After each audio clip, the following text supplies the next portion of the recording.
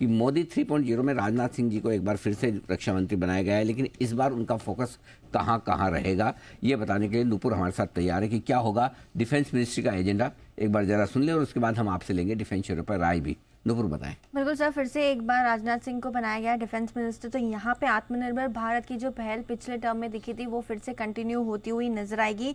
जो home production है हथियारों को लेकर उस पर फोकस जारी रहेगा और यहाँ से और भी बढ़ने की उम्मीद है।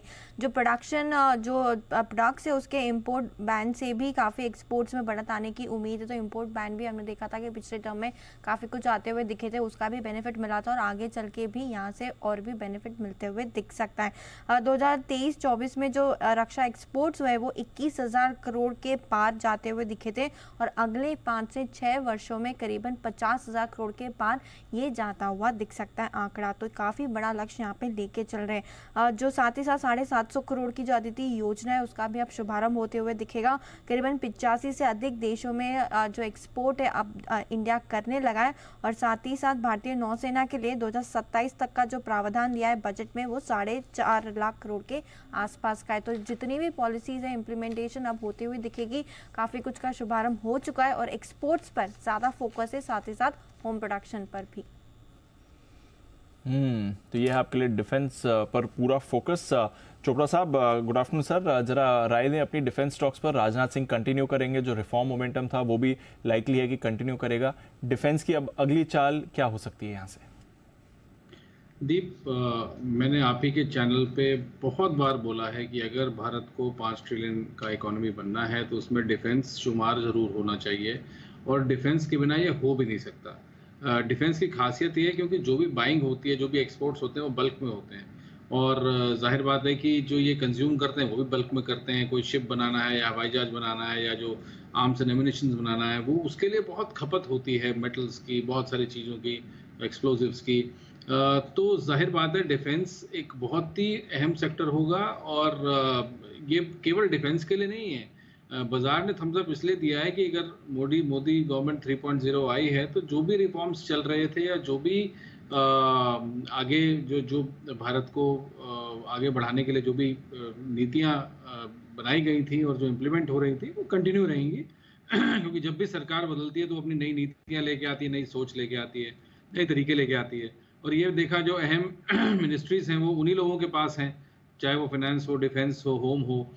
तो बहुत ज़्यादा फर्क नहीं आएगा क्योंकि बीच में बस कुछ 1-1.5 हफ्ता बीता है कि इन लोगों ने थोड़ा सा विराम लिया होगा, बट मुझे लगता है कि सारी चीज़ें कंटिन्यू हो रही हैं। तो अगर आप मेरे से डिफेंस में पूछें, निश्चित रूप से जो टॉप कंपनीज हैं जो कि ऑलरेडी भाग चुकी हैं तो करेक्शन का इंतजार करिए। तो BEML है, BEL है, मास्काउ डॉक है, कोचिन शिपयार्ड है, हिंदुस्तान एरोनॉटिक्स है, ये सारी कंपनीज बहुत अच्छी हैं। बीच में गिरावट आई थी एक दिन की पिछले मंगलवार को, तो वहाँ पर अच्छे मौके थे क्वालिटी कंपनी लेने के लिए। मगर एक कंपनी अभी भी मेरे नज़र में है जो कि प्राइवेट क्षेत्र की है, सरकारी नहीं है, मगर डिफेंस में काफ़ी काम करती है। उसका नाम है एमटार टेक और एमटार अभी भी नीचे ट्रेड कर रहा है, करीब 1750 के लगभग है ये। और मुझे लगता है ये टेक्निकल गैप भी इसने छोड़ा हुआ है, तो ये दोबारा गैप कवर करेगा, आपको ये 2100-2200 तक जाता हुआ दिखेगा। तो एमटार एक ऐसा कंपनी है जो मुझे फिलहाल नज़र आता है कि इसमें कुछ कमाई संभव है और इसमें खरीदारी करी जा सकती है। और इसके अलावा मुझे लगता है कि जो मैंने पहले नाम लिए, किसी भी गिरावट में इन शिप बिल्डिंग कंपनीज को लिया जा सकता है या BEL, BEML जैसी कंपनीज को लिया जा सकता है। गिरावट का इंतजार करें, बिल्कुल भी कूद के लेने की आवश्यकता नहीं है। बाजार मौके देता रहेगा, तब लीजिएगा। कूद के ना ले, बाजार मौके देता सर, वो मौका दिया था, ले नहीं पाए पिछले मंगलवार को, क्या करें? अनिल जी, आगे भी मौके आएंगे, बाजार में करेक्शंस होंगे। ये बाजार का नेचर है कि बाजार ऊपर नीचे करेगा, ये करेक्शंस आएंगे और ये हेल्दी करेक्शंस होंगे, ये स्टॉक में एंट्री बनाएंगे। ऐसा कभी भी नहीं होता, मैंने तो लीनियर ग्राफ कभी देखा ही नहीं कि एक ही तरफा कोई स्टॉक चलता रहे। अभी भी मौका मिले, थोड़ी सी गिरावट आए तो निश्चित रूप से क्वालिटी कंपनी खरीद रही है और अच्छा सेक्टर खरीदना है जिसका फ्यूचर अच्छा लगे। तो मुझे लगता है कि कभी बहुत जब हाई बीटा हो जाता है या बहुत ओवर हीटिंग हो जाती है, जैसे हमने रेलवेज में पीछे देखा था, बहुत तेजी हो गई थी, तब मैंने बार बार कहा कि इसमें प्रॉफिट बुकिंग करना चाहिए, फिर मौका मिला ना।